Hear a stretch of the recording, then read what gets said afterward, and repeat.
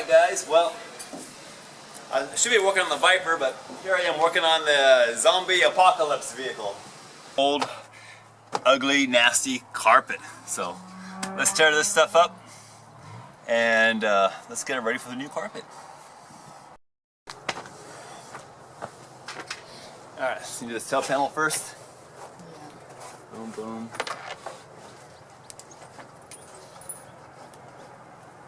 We need to get some baggies so we keep track of all these screws. Well, this whole panel's gonna come off. Oh, it's a one-piece panel there. Oh, look. Panel number one. We're missing a. Oh, these are bolts for the screws. No, this is something different. We're missing a few screws there. Looks like maybe they had some problems with the lift gate in the past. It amazes me how some people can't keep track of their screws. We gotta get that tire out of the way.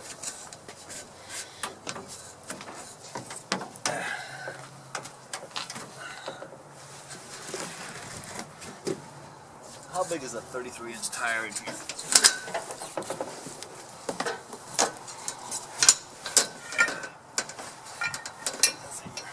Yeah, you could probably fit a 36 or 37 in here if you had to.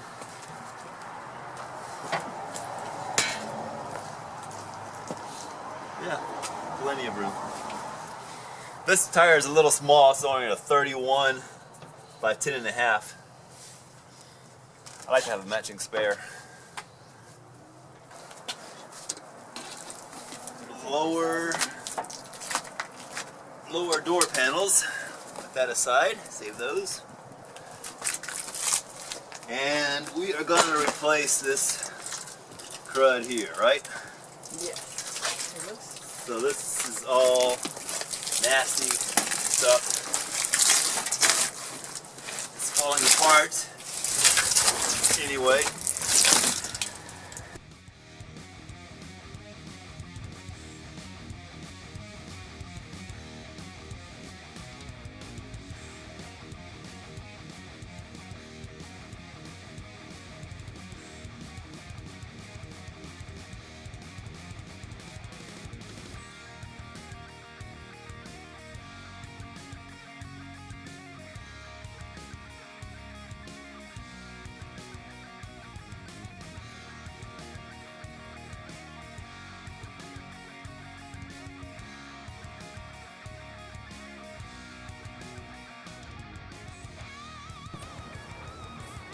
So down the side of this panel here, you've got your AC lines.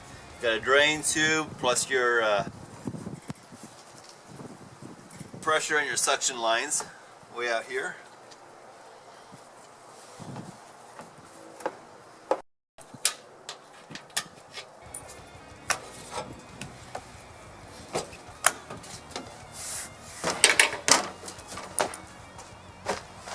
It's very tight. I guess it's been there for a long time.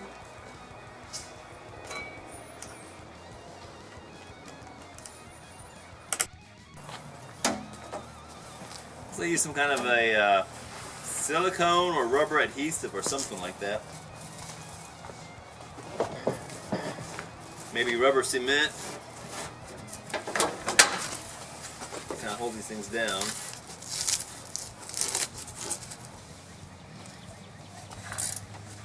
Alright guys, look out. We're going up. Hang on.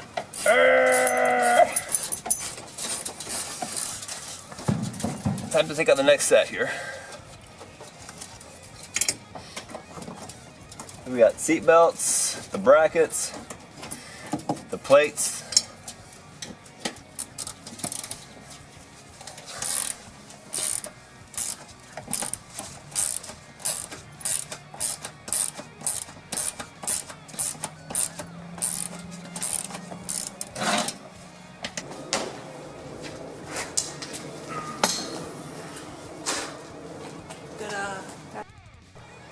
Alright, so front seat's about to come out. Just remember that this carpet, front carpet goes on top of the back carpet. Seat belts go up through this little slot here. So we got dual seat belts.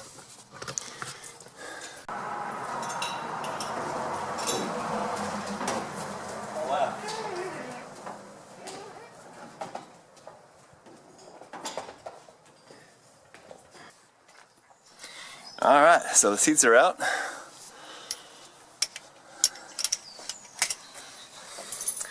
Let's You want to check the underneath and see how it looks? yeah, let's get the carpet out. Here, let me pull it.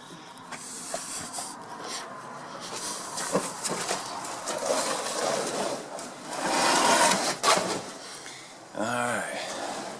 So you can see the padding in the back there.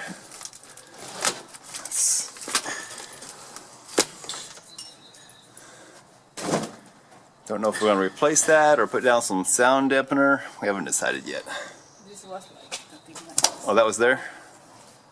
Yeah. Like that? How like that? Why is it a different color? I don't know. But it's like that, huh? There's the one like that. One that I put. Okay, well this one here is kind of curved. I think it's... This one. Okay. See? It has stuff on the bottom. Okay. I How did that go? That's not right. Is it a little flip over? Is it upside down? It looks like it should go the other way, like this. Yeah. Okay. So that was the way it was. Is that the way, like that? Yeah, because there is nothing around here. You see? Okay. So we're going to take out the front piece.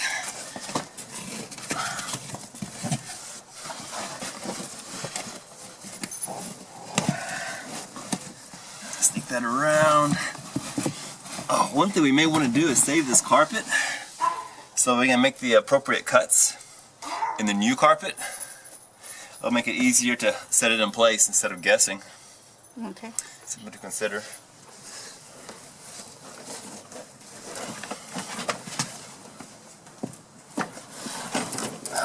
Here we go. Coming at you.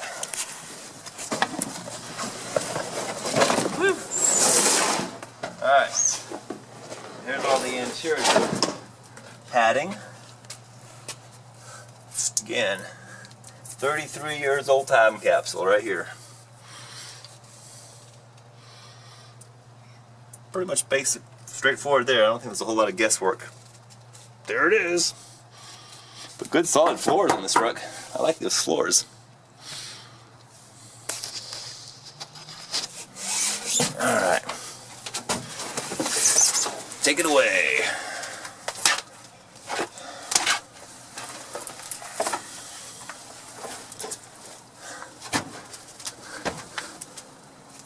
A couple of small chunks there.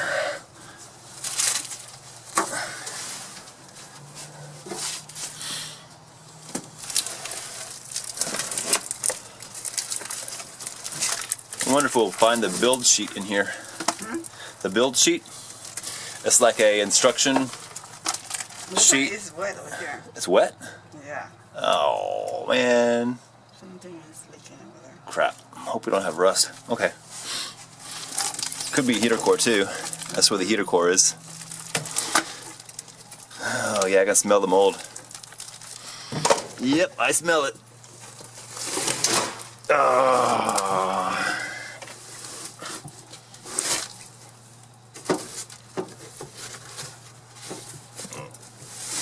Okay.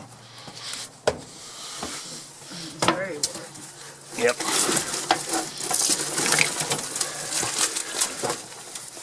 Get over that. Okay. It's not that bad. Woo! Yeah.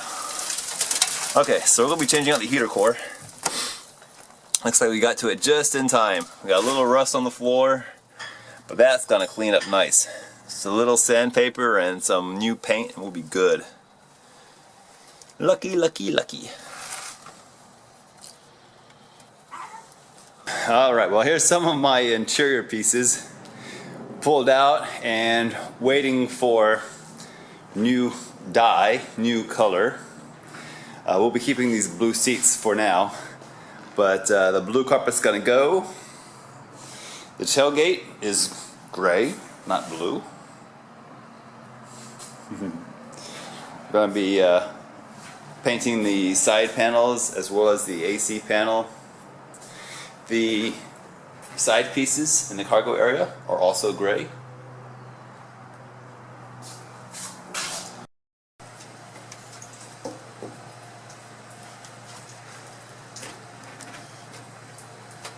Say cheese. Cheese. You look beautiful. Yeah, when I'm working, I look beautiful. I'm sitting around, I look so beautiful. You also look beautiful when you're cooking.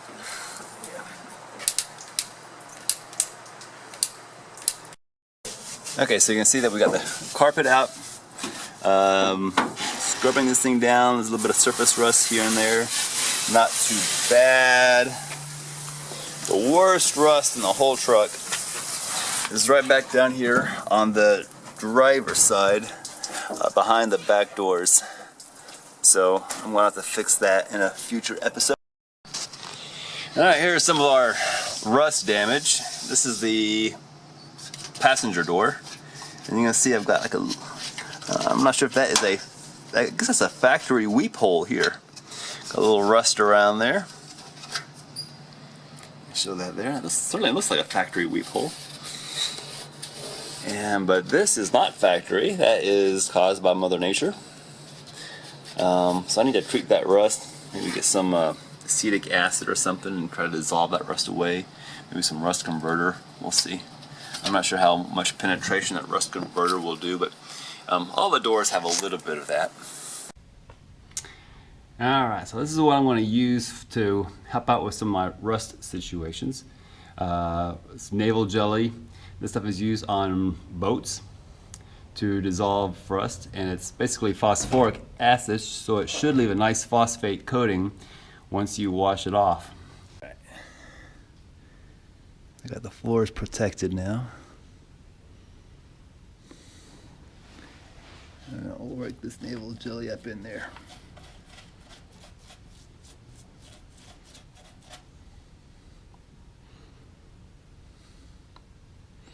Oops.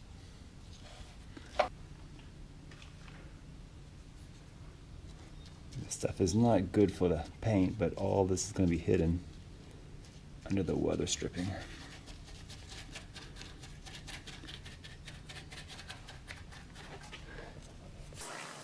For the seals, for the new seals, I ordered soft seal. You know, everybody always has problems with their seals not allowing the doors to shut when they close them. So I spent a little extra money, and you can usually get these seals for like 30 bucks a pair through the typical truck restoration outlets. But I spent the big bucks. $60 for these guys. I got 2 of these for 60 bucks. And I went ahead and installed them. And it's a beautiful looking weather stripping. Fits really nice all the way around. And check this out. When I close the doors, oh crap. It still won't close. So anyway, I've heard good things online still about the soft seal. So we'll have to see what happens. Alright, so I'm going to try to adjust this door striker so I can get these doors closed. Theoretically, what do I got here? T50 Torx bit. If I can pull out a little bit and just allow the doors to close just a little bit for a week or two, it's supposed to make it easier with time to get these things shut. That's pretty far out already. I don't know if I can go any further out.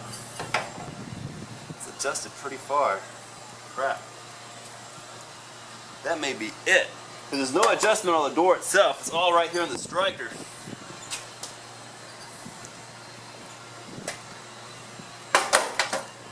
So I can get a little tap so it'll loosen up.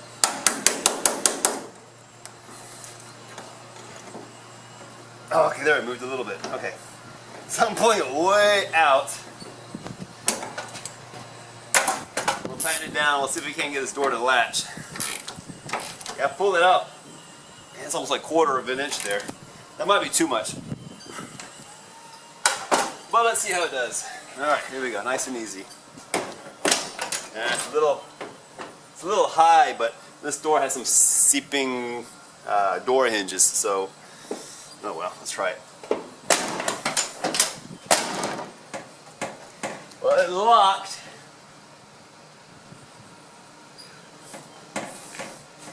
maybe that'll hold things together for a while and kind of squish those weather strips down.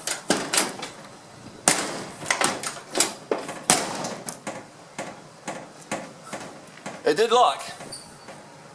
So let's try that for a week or two and I'll let you know how the weather strip seals do. You know, I need to order some for the back, but it was free shipping, so I just did the front ones for now. We'll see how these do.